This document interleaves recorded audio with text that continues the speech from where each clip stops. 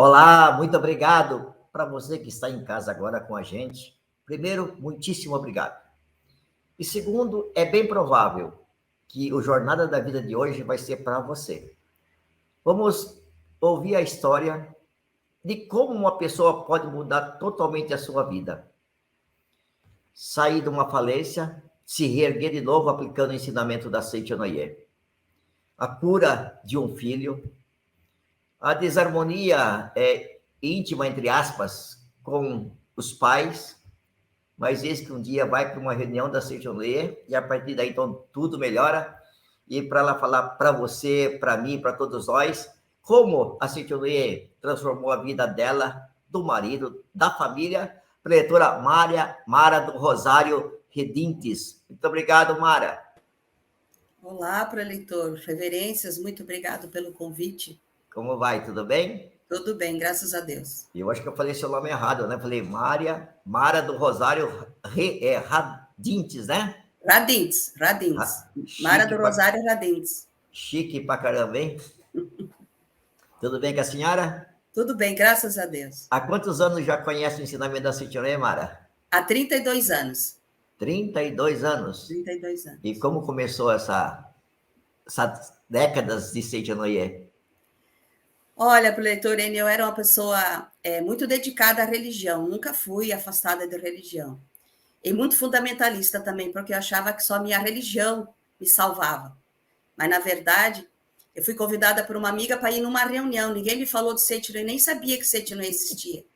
E quando eu entrei nessa reunião, era uma reunião de mulheres, numa quinta-feira à tarde, e a preleitora, justamente no momento, estava falando sobre saúde da família, relacionamento conjugal, né? E eu tinha um filho, na época, com 1 ano, mais ou menos, eu acredito, 1 ano e meio, e tinha um outro com 3 anos. E esse filho, desde que ele nasceu, ele era muito doente. Eu vivia com ele internado, era transferido para hospitais e tal. E eu nunca entendi o porquê daquilo tudo. E quando eu entrei naquele momento, quando ela disse que o filho, a doença do filho é a mente da mãe, que não está em harmonia, eu levei como se fosse um balde de água fria, assim. Eu disse, eu não acredito que o meu filho sofre tanto porque eu tenho mente desarmoniosa. E naquele momento parecia assim que eu entendi tudo o ensinamento. Mas ali começou a base de tudo. Aí eu levei uma sutra para minha casa. Quando eu cheguei em casa, eu me ajoelhei no meu quarto, como era de hábito, eu fazia muita oração de joelho, e abri justamente onde dizia a revelação divina da grande harmonia. E quando eu estava lendo a revelação divina, é como se uma luz muito grande me envolvesse naquele momento. Eu lembro que eu chorei muito e eu disse, eu nunca mais saio desse ensinamento. Estou aqui hoje. Nunca mais. É admirável a postura da senhora, porque algumas pessoas ouvem de que os filhos, né, é reflexo da mente dos pais, e que a doença de um filho pequeno, por exemplo, em alguns casos também tem uma influência da mente da mãe ou do pai ou dos dois. E às vezes a pessoa não aceita isso. Ah, tá doente, o problema não é meu, o problema é, sei lá, de alguma coisa aí, né? Mas a sua docilidade de aceitar isso, né, e fazer essa reflexão de que a sua postura estava influenciando na vida do seu filho, e ir para casa e orar é fantástico, parabéns, viu? E não, assim, daquilo que você ouviu na primeira reunião da Seitonoye, aceitou tudo assim, docilmente? Docilmente. Aí na próxima reunião, cheguei lá e disse, o que vocês querem que eu ajude? E a partir daquele momento eu comecei a me dedicar ao ensinamento da Seitonoye. Porque o segredo do ensinamento da Seitonoye é esse, é você estar sempre disposto a servir. E eu comecei, a cuidar da associação local, a me dedicar nas reuniões. Aí quando fazia 30 dias que eu estava na reunião, a minha mudança foi tão radical que o meu marido quis conhecer o ensinamento da Seitonoye. Aí tinha um seminário de Natal, que era em Balneário Camboriú na época, era um seminário tradicional, e estava sendo muito divulgado, e eu o convidei para ir. E daquele momento em diante ele foi, aceitou o ensinamento, e nós dois juntos estamos no ensinamento, graças a Deus, trabalhando sempre, incansavelmente. Tá. E o seu filho, como que ele está hoje? Olha, preleitor, quando eu fiz aquela reflexão, ele era uma criança que ele não andava, Ele não comia, eu tinha que internar muito ele, porque ele não comia. Quando eu cheguei na cozinha, ele estava em pé no sofá e olhou para mim e disse, eu quero papá. E daquele momento em diante, nunca mais eu a levei no médico por necessidade. Hoje ele tem 33 anos, é casado, né? Tem 2 filhos, é um filho maravilhoso, um filho dedicado, e a partir daquele momento, a doença, que era algo que não saía dele, naquele momento tudo assim começou a fluir naturalmente. Nunca mais eu precisei levar ele ao médico por necessidade ou coisa assim. E era tão radical que o médico que cuidava dele, a minha irmã trabalhava no hospital, ele perguntou para minha irmã, por acaso o teu sobrinho faleceu porque a tua irmã não me procurou mais? Porque era uma coisa assim, era praticamente todos os dias eu tinha que procurar o médico com febres muito altas ou coisa nesse sentido. E a partir daquele momento ele se desenvolveu, participa da Seite Noé, um menino assim, um homem, né? Maravilhoso. Maravilha. Doutora Mara, eu participo da Igreja Católica, eu nasci dentro da Igreja Católica, tenho muita gratidão a esse ensinamento, aprendi muito indo nas missas, né? E só que de vez em quando a gente vai e a gente parece que a ficha demora para cair, né? Parece que você não entende. Aí, no meu caso, eu também fui na reunião da seccioneira, levei umas bordoadas que nem diz outros, falei, meu Deus do céu, né? E foi o que aconteceu com a senhora também, né? Apesar de ser bem dedicado ao lado religioso, parece que a ficha caiu mesmo quando foi na primeira reunião da seccioneira. Sim, é que ali eu entendi aquele Deus que eu tanto procurava, e eu entendi que não estava fora de mim, que tudo estava na minha mão e que eu conseguiria resolver. Foi a coisa que mais me cativou. Então, se tudo é projeção minha, então só eu posso resolver. E daquele momento em diante eu comecei o processo do meu desenvolver. É claro que não é um passe de mágica, porque às vezes as pessoas pensam que vai acontecer um milagre. É o ponto de partida. Então, a partir daquele momento que você tem a docilidade de aceitar que realmente você... Porque o mais importante é você entender que você tem que mudar. Quando você muda, tudo muda. Então, quando você aceita, já é 50%. Os outros 50% é o teu galgardo do dia a dia, é você se dedicar no dia a dia. Aí começam as práticas da Seitinoe, porque o ensinamento da Seitinoe é prática. O conhecimento é só para você saber como funciona, mas pegar aquele conhecimento e transformar em prática, esse é o grande segredo do ensinamento da Seitinoe. Aquele pulo do gato que a gente fala, né? Quando você realmente... Tem gente que diz assim, Mário, eu já li A Verdade da Vida, a coleção, que é uma coleção que nós temos, já li 5 vezes. Eu disse, mas quando você vai colocar na prática? Porque às vezes não é necessário ler tanto, mas tudo que você leu, você tentar no teu dia a dia, colocar aquilo que você leu na prática. Esse é o segredo do ensinamento. E aí, na igreja, não é que a igreja não te leve, né? Mas às vezes a maneira como é passado para você, às vezes você não entende aquele Deus, você fica muito com aquele Deus que te castiga, que tudo que acontece é um castigo. Era assim dessa maneira que eu pensava. Eu lembro que quando eu dava catequese, eu dizia, não tem que fazer isso porque Deus castiga a gente. E daí eu cheguei na Seitinoe e vi que Deus era amoroso, que Deus jamais me castigaria, que era eu que estava me autopunindo. E ali eu comecei a me desenvolver como pessoa, claro, até hoje, eu continuo esse caminho. Mas ali foi o ponto de partida para tudo. Que maravilha. Doutora Mara, além da felicidade de hoje ter um filho aí maravilhoso, saudável, feliz, ter netos aí através desse seu filho também, o lado financeiro sempre foi maravilhoso, teve alguns contratempos, assim, que não ajudou vocês, a família, nesse sentido também? A gente entrou em 91, no ensinamento, final de 91, né? Foi o dia 5 de novembro de 91, entrei na Seitinoe. Em 93 para 94, a gente teve uma queda financeira muito grande. Foi uma falência, né? Assim, praticamente você tinha tudo e de repente você perdeu tudo que você tinha. E a gente pensa que isso acontece de hoje para amanhã, não é?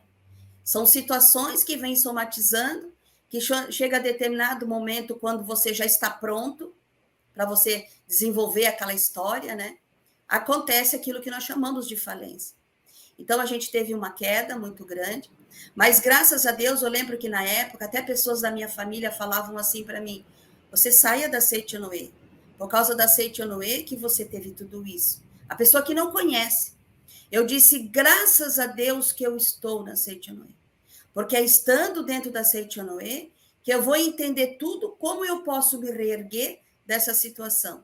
E foi isso que eu fiz, me dedicando muito, né, tanto eu como meu marido, muitas práticas, muito busca. Aí comecei muita oração de perdão para os meus pais, porque eu era uma criança bastante revoltada, né? E eu entendi na Seitonoe que eu devia esse sentimento. Eu sempre dizia assim que eu não tinha pedido para nascer e que eu devia a manifestação da vida e eu devia aos meus pais. Aí começamos a resgatar, tanto eu como meu marido, resgatar esse amor dos pais, porque Deus nos proporciona o dom da vida, mas são através dos nossos pais que nós conseguimos manifestar essa vida aqui nesse mundo, onde nós estamos vivendo. Aí começou todo um resgate, né? Muita oração de perdão, busca dos antepassados, porque os antepassados foi a coisa que mais me cativou dentro do ensinamento. Porque eu, desde criança, a minha mãe é uma pessoa muito religiosa, né? Dentro da visão dela, claro. Mas, assim, a gente sempre buscou muito, todo dia fazer oração, né? Para o vô, para a avó. Então, os antepassados, para mim, é uma coisa muito, muito, muito maravilhosa dentro do ensinamento. Eu tenho uma gratidão e um amor muito grande pelos antepassados. Faço oração 2 vezes ao dia para eles, com muita devoção, com muito amor. É uma coisa muito, assim, natural na minha vida.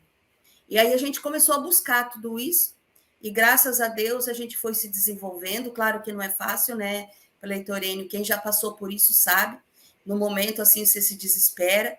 Mas quando você tem um Deus grande, o teu problema se torna pequeno.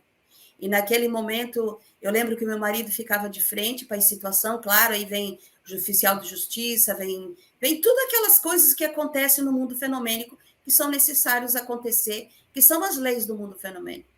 Mas eu já virei noites fazendo oração de perdão para as pessoas envolvidas, né, dentro daquele desencadear de karmas, oração de perdão para os pais, oração de perdão para mim mesma, porque, de uma certa forma, a gente se autopune por estar passando por aquilo tudo. Então, eu comecei um trabalho muito grandioso de auto-perdão e de perdão para o outro também. E a gente foi se desenvolvendo, foi praticando, e graças a Deus a gente conseguiu superar tudo aquilo.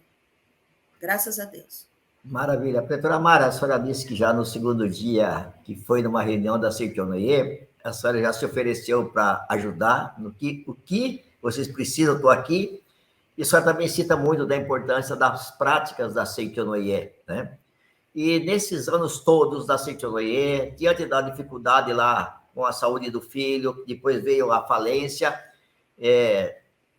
acredito muito que hoje está tudo tranquilo, né? O lado econômico, financeiro também.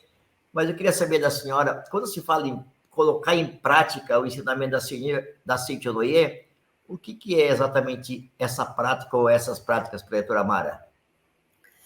Dentro do ensinamento, nós temos uma coisa chamada meditação Shisokan, que é uma meditação onde a gente contempla o Deus que está dentro do nosso interior. Então, todos os dias, nós temos por hábito, de 15 para as 6 da manhã, a gente começa a meditação Shisokan. Mas não é uma meditação onde você vai pedir algo para Deus. É uma meditação onde você contempla aquele Deus maravilhoso que já está dentro de você. Então, você já começa o teu dia conectado com Deus. Aquela coisa maravilhosa. Porque muitas vezes, quem está conhecendo o ensinamento, que pode estar assistindo a gente, pensar assim, mas é tão difícil levantar 15 para as 6 da manhã. A posição da meditação Shisokan dói os braços. Mas tudo na vida é treino. A gente não consegue chegar onde a gente quer chegar se a gente não tem um treino. Então, a meditação, ela disciplina a nossa mente para que a gente possa viver o dia a dia conectado. Não é que você, praticando a meditação, que você não vai ter as dificuldades do teu dia a dia. Somos seres que estamos vivendo no mundo terreno e essa nossa jornada aqui é uma jornada evolutiva. Então, todos os dias vão vir situações para realmente perceber se a gente está apto a resolvê-las ou não. Porque quando você está conectado com esse Deus maravilhoso, que ele não está fora, que ele está dentro de você, então tudo que chega até você, você diz assim, daqui a pouco eu resolvo. É isso que eu vivo hoje. Aí nós temos a Sutra Sagrada, que eu sou apaixonada pela Sutra Sagrada. Porque foi quando, na primeira reunião, quando eu comprei, era a Sutra Sagrada, até eu trouxe ela aqui, aquela Sutra 1 que a gente fala, né? Ela só tinha capinha azul na época. E eu trouxe, eu li a Revelação Divina, claro, daí em seguida eu fui ler o que era essa Sutra Sagrada. Quando eu li ali Deus, aquilo tocou na minha alma de uma certa forma que eu me sentia assim, como se eu estivesse fora do meu corpo naquele momento. Então, a Sutra é uma das práticas que, no mínimo, eu leio 3 vezes ao dia. Eu leio ela completa. A chuva de néctar, a palavra do anjo e a contínua. Eu digo assim, eu não consigo viver mais sem isso, eu não saberia viver sem. E depois nós temos a outra prática do ensinamento, que é pegar essas práticas estáticas, que nós fazemos a meditação, a leitura da sutra, a leitura dos livros, os cantos em louvor, que a gente tem uma vasta literatura que a gente pode praticar. E aí você começa a colocar isso em prática. O que é colocar isso em prática? É você começar por você mesmo. Você olhar diante do espelho e dizer que você é um ser divino, que você é um ser sagrado, que você veio nesse mundo para vencer as tuas limitações, que você nasceu para triunfar. É isso que eu faço. Eu vou na frente do espelho e falo isso, olhando dentro dos meus olhos. Eu disse, Mara, você nasceu para ser feliz, não é para sofrer nem para se autopunir. Aí você começa a colocar isso no teu lar, que foi a mudança em 30 dias, porque nós tínhamos uma preleitora maravilhosa, que era aquela preleitora que dava prática, e na próxima semana a gente tinha que apresentar o relato da prática. Então, a gente tinha que escrever, eu escrevia muito no espelho do meu banheiro, que eu era a melhor esposa do mundo. Agora, tu imagina uma pessoa que tinha nascido para ser homem. O pai sempre dizia assim que nós éramos os homens para ir trabalhar na lavoura, porque até 12 anos de idade eu trabalhei na lavoura. Então, imagina, aí com 12 anos eu vim embora para Jaraguá. Com 13 anos eu trabalhava e me sustentava sozinha. E morava numa pensão, num hospital. Como é que eu ia ter um relacionamento conjugal dizendo aquele sim verdadeiro dentro do ensinamento da Seitianoe? Jamais. Eu estava casada há 5 anos, quando eu conhecia a Seitianoe. Era um bang-bang dentro de casa. A gente brigava muito, porque eu não aceitava que eu tinha que lavar e cozinhar e coisa assim. Aí eu fui entender dentro do ensinamento da Seitianoe o que era viver a dois. Não é ser submissa ao marido, não era isso. É viver a dois. Era quando eu me aceitasse como mulher e me amasse como mulher, era natural ter uma pessoa do meu lado, né, para fazer parte, né, daquele meu viver. Então eu fui trabalhando tudo isso. Depois tu levar isso também, né, dentro da tua família, para os teus pais, para os teus irmãos, ver todos. Claro que a gente não nasce na família que a gente quer nascer. Isso é muito interessante, importante a gente entender. A gente nasce na família que é necessário para a nossa evolução. Então, por isso que, às vezes, as pessoas que... Eu sempre comento assim, às vezes as pessoas querem ter uma vida profissional maravilhosa, quer prosperar, quer ter muito dinheiro, quer fazer muita viagem, mas a base, que é a família, a pessoa não consegue conviver e entender. Então, tudo isso você pode ter uma vida profissional maravilhosa, você pode ter uma ascensão, você pode ter o melhor, mas tudo começa dentro do lar. Então, quando você compreende isso, claro que não é fácil anular o ego, que é a nossa norma, né? Anular o ego não é fácil. Mas você dizer aquele sim, como diz a professora Teruco, no livro da mulher, aquele sim incondicional. Sim, querido. E daí a Mara começou o treino do sim, querido. Claro que treino até hoje. Tem momento que às vezes aquela Mara antiga volta. Claro, eu sou um ser humano, estou em evolução. Então eu busco todos os dias colocar esse ensinamento.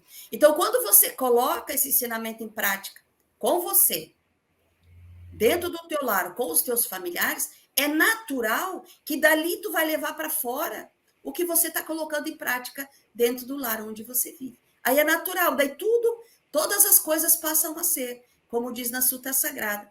A partir dali as coisas começam a se desenvolver. Mas não adianta querer se desenvolver lá fora, se você não dá importância da onde é a tua origem.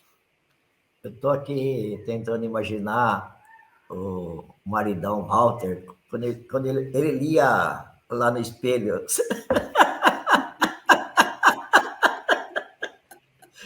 Ele chegava a comentar alguma coisa ou não? Sim, se ele conta nas palestras que a minha mudança foi tão radical que ele foi ver o que os japoneses estavam fazendo. Sim, ele via eu praticando, e assim eu sou muito disciplinada. Se a preletora falasse assim, 20 vezes de manhã, 20 vezes à noite, eu podia chegar meia-noite em casa, mas eu tinha que fazer a minha prática. Por isso que eu tinha sempre, quinta-feira, eu tinha meus relatos, porque a palavra ela tem uma força tão grande que quando você coloca ela em movimento, você começa a moldar os teus pensamentos, os teus sentimentos, e as coisas começam. Por isso que tem que ter sempre um ponto de partida. Você tem que dar o início. Às vezes tu dá o início, tu dá o start, que a gente diz, mas às vezes lá em casa a situação tá difícil, todo mundo brigando, mas alguém tem que dar o primeiro passo. Então, quando você se coloca de luz naquele ambiente, todas as coisas começam a entrar em harmonia e todas as coisas começam a se ajustar nos seus devidos lugares. Tá certo. Prefeitura Mara, se eu entendi um pouquinho, a senhora citou agora há pouco que não era a Mara, né? Entre aspas, era o homem que tinha que trabalhar alguma coisa assim. Na tua cabeça também passou essa ideia de que os pais queriam que fosse menino, era isso? Sim, eu sabia que na hora que eu nasci, naquela época a gente nascia em casa, né, Leitorene? Não é Sim. chique igual hoje, né, que nascia em casa. A minha tia minha tinha me contado que na hora que eu nasci, o meu pai disse: é mais uma menina, então depois eu vou lá ver. Então ele não fazia isso por mal. Eu fui entender isso Sim, sim. depois, né? Ele me amava e eu tenho uma paixão por ele. Mas assim, na época, ele queria, imagina isso há 50 e poucos anos atrás. Ele queria um filho homem para trabalhar na lavoura com ele. Então eu já era a terceira menina em seguida. Então aquilo, né, se tornou assim, eu queria fazer de tudo como se fosse um menino para poder sentir o amor dele para comigo. Depois eu fui entender isso, mas lá na frente. E eu tinha um problema muito grande de bexiga, um sentimento muito grande de mágoa, né? E eu fui entender isso dentro do ensinamento da Seitinoe, que isso estava relacionado ao sentimento que eu tinha por não ser aceita. Então, tudo isso eu fui trabalhando, trabalhei muitos anos, fazia muita oração de perdão, eu li aquele livro, A Humanidade Isenta de Pecado, eu li ele, eu acredito, umas 7 vezes, e depois eu transcrevi ele todinho, para tirar esse sentimento de autopunição dentro de mim. E foi uma coisa assim, foi um divisor de águas na minha vida, aonde eu consegui me libertar de muitas e muitas amarras. Foi quando eu transcrevi esse livro, A Humanidade é Isenta de Pecado. Cada capítulo, eu ficava meditando sobre cada capítulo desse livro, e foi aonde eu me libertei de muita coisa, foi lendo e transcrevendo esse livro, A Humanidade é Isenta de Pecado. O lado financeiro hoje, prefeitura Mara, como que está? Graças a Deus. Depois da falência, se Daí a gente reerguer. isso, a gente veio se reerguendo, né, Enio? Não foi que tem pessoas que têm o hábito de achar que é tudo imediatista, não, foi um galgar, foi um trabalho, né, de como eu falei, de perdoar a si próprio, de ter um bom relacionamento com os pais, de viver em harmonia dentro do lar, de aceitar sogro e sogra, né? De entender que sogro e sogra também são pai e são mãe. Você imagina como eu era com sogro e sogra, né? Imagina se não tinha bom relacionamento com os pais, tu imagina com sogro e sogra.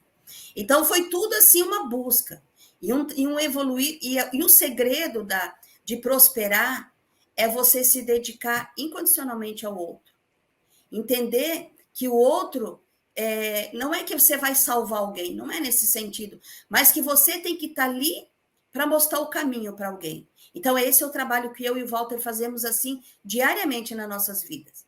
E graças a Deus a gente veio evoluindo. Hoje, na época, a gente ficou sem casa, tem um relato de uma casa. Eu sempre conto assim, eu tenho um relato de uma casa que eu comprei sem dinheiro e sem crédito. E eu tinha colocado no meu projeto Prosperidade, eu participo do ciclo de estudo há mais de 20 anos, trabalho, Eu dou aula também no ciclo, né? E eu lembro que a gente tinha terminado a falência, estava morando de aluguel. Aí eu fui trabalhar em mim, qual que era a profissão que eu tinha nascido no mundo, porque até então eu ajudava o meu marido. E fui em busca e tal, daí tudo, não vou contar isso assim em detalhes, porque também não dá tempo, né? Mas, enfim, eu me encontrei abrindo um salão de cabeleireiro, uma coisa que eu nunca na minha vida pensei. E comecei aquele salão do zero, como eu sempre digo, eu devia ali dentro, eu tinha para pagar futuramente até o pente que eu tinha comprado. Mas fiz um salão maravilhoso, tudo sob medida, tudo bonito, porque eu queria dar o melhor para o meu cliente. Fiz curso de 2 anos e estava morando de aluguel. E assim, pasma você, Pleitônio, o aluguel estava atrasado já, a imobiliária já estava ligando, e eu tinha firme no meu projeto prosperidade, que Deus ia dar uma casa novamente, porque eu sendo a sua filha, eu teria o direito de ter um local para me morar. Essa era a minha posição. E eu tinha lá no meu projeto, só que eu não tinha um projeto na gaveta, eu tinha um projeto que me acompanhava diariamente. E todos os dias eu fazia as minhas orações. Lembra que eu falei que eu leio as 3 sutras sagradas? Todos os dias para mim. E lendo as sutras sagradas, eu sempre dizia, eu já estou morando dentro da minha casa. Então, eu fechava os meus olhos, depois do final das minhas orações, deixava tipo uns 5 a 10 minutos, e mentalizava a minha casa, entrava dentro dela, agradecia, via cada cômodo, como eu já tinha uma, né? E que com certeza eu já tinha a minha casa. Isso foi 365 dias do ano, eu fiz na virada do ano, passei o ano todo fazendo essa mentalização. Quando chegou 2 de fevereiro do ano seguinte, do ano de 2000, eu estava assim no meu salão, porque eu nunca abri o meu salão sem fazer oração. Eu estava lendo a sutra e tinha uma placa que dizia assim, vende-se. Era uma casa na Marechal Deodoro da Fonseca, Jaraguá do Sul, que ficava nos fundos do meu salão, que era uma servidão. E aí, eu lendo a sutra, eu estava no capítulo Sabedoria, uma voz, como se uma voz falasse comigo, disse para mim, ligue para aquele número, era uma placa que dizia vende-se.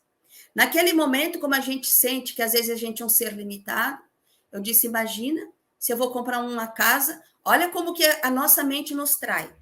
Eu vou comprar uma casa no centro, se a imobiliária ontem me ligou dizendo que o aluguel estava atrasado. Naquele momento eu disse, Mara, você é filha de Deus, você merece tudo o que existe de melhor. E liguei para o número. E eu sabia que aquela casa ali estava para vender, porque uma pessoa que estava morando ali quis comprá-la, e era uma pessoa que tinha uma empresa em Jaraguá. E o proprietário não quis vendê-la a prazo, porque ele queria só à vista. E eu sabia disso, mas eu disse, eu vou ligar, porque eu sou filha de Deus e sou merecedora. Se Deus está comigo, como vou comprar, não é problema meu. Deus vai providenciar. Eu tinha essa convicção comigo, essa convicção. Liguei, aí a pessoa que atendeu, eu disse para ele, o senhor só faz à vista? Imagina, ainda não tinha nem como dar entrada. Ele deu uma assim, ele meio que, né? Não, ele disse, a gente pode ver. Tudo bem, eu falei, eu vou falar para o meu marido, porque quem faz negócio e é dinâmico e tem uma... É o Walter, ele é um marido maravilhoso, ele tem essa projeção de futuro. Eu sou aquela pessoa que fico assim na retaguarda, impulsionando, né? Aí eu disse, vai lá, Walter, porque assim, assim, assim. Ele disse, meu Deus, mulher, tu estás doido? Eu disse, vai lá, foi Deus que mandou. Resumindo a ópera, ele voltou de lá, eu sempre conto nas minhas palestras que parecia um rolo compressor. Resumindo, ele vendeu a casa todinha na promissória, sem avalista, sem nada. Para a gente começar a pagar, agora imagina, se aquele aluguel, né, ele não estava naquele momento, já com 15 dias de atraso, como é que a gente ia contribuir com um valor que dava alguns aluguéis? Aí eu disse para ele disse, agora está aí. Eu disse, pode deixar que eu vou ter eu digo assim, um tete, né? Eu vou ter uma conversa com Deus, pode ficar tranquilo. Naquele dia, na ação local, eu ia fazer palestra de prosperidade. Imagina, eu tenho tudo. Eu sou uma pessoa que sou provida de tudo. Essa é a convicção que tem que ter. Não importa o que está acontecendo, mas a projeção para o futuro é isso. Aí eu fui, fiz a palestra, daí eu voltei para casa e eu morava num apartamento. Esse que o aluguel supostamente estava 15 dias já, né, com seus vencimentos. Aí eu cheguei em casa, o meu filho mais velho, que é o Tarcísio, trabalhou muitos anos no Ciclo, né, um filho, hoje ele mora em Florianópolis. Ele estava comigo, aí ele disse assim, mãe, eu abri a porta do apartamento, levantou todo o piso do apartamento, como se fosse um aviso, porque antes de ir para a associação, quando eu fui fazer a minha meditação Shisokan, eu disse, Deus, tá aí, ó, o senhor mandou ligar para o número, eu liguei, sou obediente, sei que tudo tenho, e que estando conectado com o Senhor, tudo o que eu preciso já foi dado. Então agora o Senhor me mostra como é que eu devo dizer para o meu marido faça ou não faça, porque naquele momento ia ser assumido um valor, né, que momentaneamente, no mundo fenomênico, eu não teria condições. Aí, quando eu abri a porta do apartamento, o piso levantou todinho. Eu parei na porta, o meu filho disse, mãe, o prédio está caindo, porque é um barulho muito grande que faz. Acho que entra ar no piso, eu não entendo. Era um prédio novo, eu fui a primeira moradora daquele apartamento. Eu disse, Deus, não precisava tanto. Agora eu entendi. E aí, em 3 dias, eu estava morando dentro da casa, que eu já morei, já vendi essa casa, já tem outro relato, mas não vou contar aqui agora. Enfim, morei, a gente pagou a casa em 5 anos, na promissória, como foi estipulado. Graças a Deus, as coisas começaram a andar, todos os negócios começamos a prosperar, e hoje já moro numa outra casa, uma casa fantástica, a gente construiu agora há 5 anos, tem uma casa maravilhosa, meu marido tem a empresa dele novamente, e estamos bem, graças a Deus, cada dia melhor. Sem a Cintia Noia, como seria, Mara? Não teria. Eu não vivo sem ele. Eu sempre falo assim, hoje eu sou presidente dos preleitores, né, na regional. Eu sempre digo assim, vocês podem até sair comigo, mas eu não saio do ensinamento da Seiton. Seiton não é minha vida, eu não conseguiria viver. Hoje, como eu sou de origem católica, né, eu frequento, assim, a igreja quando a gente tem tempo, né? Então, assim, de vez em quando eu vou.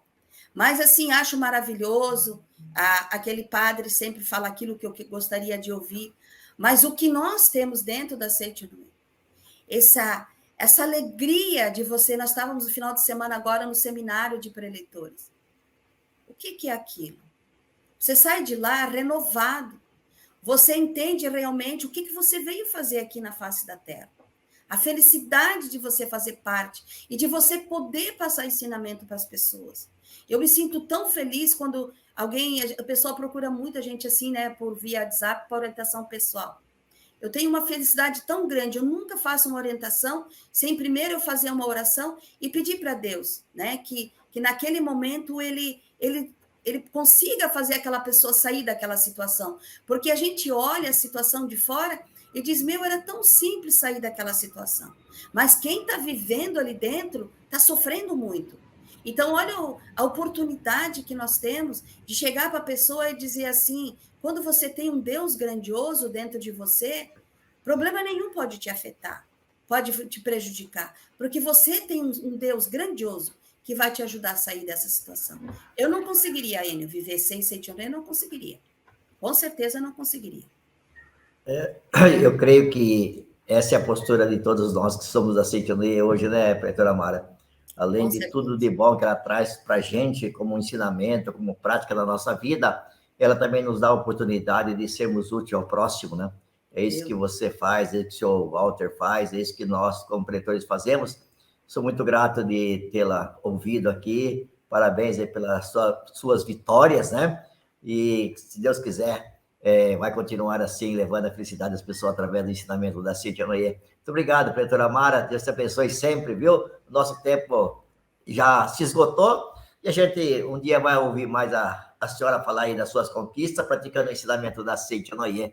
Muitíssimo obrigado. Muito obrigado, preletor. Obrigado pelo convite e pela grande oportunidade. Espero que a nossa, né, o que eu coloquei aqui possa ajudar pessoas, né? Porque é muito importante você entender que você nasceu para ser feliz. Esse é o ponto-chave da nossa existência neste mundo fenomênico. Muito obrigado a todos. Muito obrigado, preletora Mara, muito obrigado a todos que participam da Citionê, que conhecem o ensinamento da Citionê, a você que já é preletor, preletora, divulgador, líder da Citionê, adepto da Citionê, a você que acompanha sempre o Jornada da Vida, muitíssimo obrigado, e que tal dar um clique ali no joinha, no gostei aí, por favor, e também, por que não se inscrever, caso ainda não seja, no canal oficial do YouTube da Citionê do Brasil. Muito obrigado, Deus abençoe, e até o próximo Jornada da Vida. Muito obrigado. Os jovens em 2023. Jovens brasileiros estão sem perspectivas? Brasil é o segundo país com maior proporção de jovens nem estuda, nem trabalha. Datafolha diz, sem esperança no Brasil. 76% dos jovens querem ir embora. A preocupante alta de suicídios entre jovens brasileiros. Jovens de periferia de Belém não têm esperança no futuro, aponta a pesquisa. Nas últimas 24 horas, 52.500 pessoas no mundo todo procuraram a palavra esperança no Google. Das 52.500 pessoas, 40.500 eram brasileiras. Das 40.500, 2.542 procuraram onde nasce a esperança. Neste ano, o tema da Convenção Nacional da Associação dos Jovens da Citionê do Brasil será Esperança.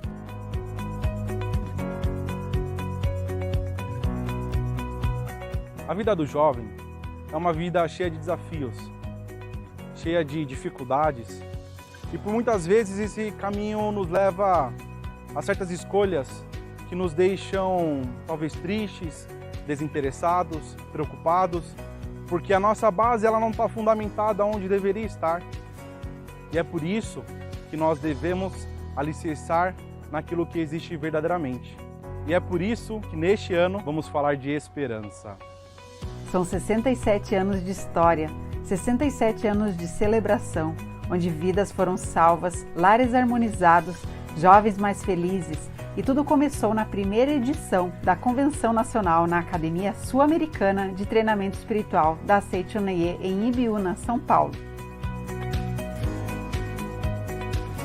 Quando eu penso na realização da Convenção Nacional aqui na Academia de Ibiúna, a primeira coisa que me vem em mente são os pioneiros da Citionê, em como eles construíram esse templo sagrado e receberam todos os jovens do Brasil.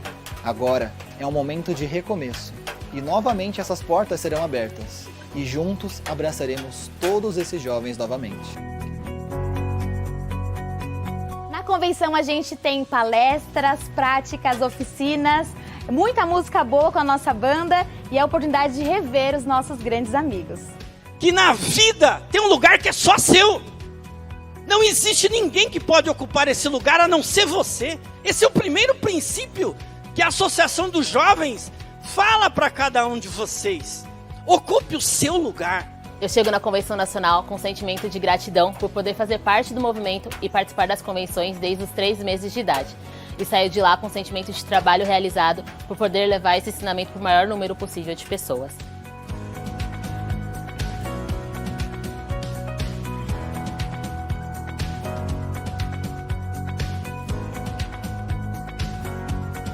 A experiência de participar de uma convenção nacional é impossível descrever em palavras.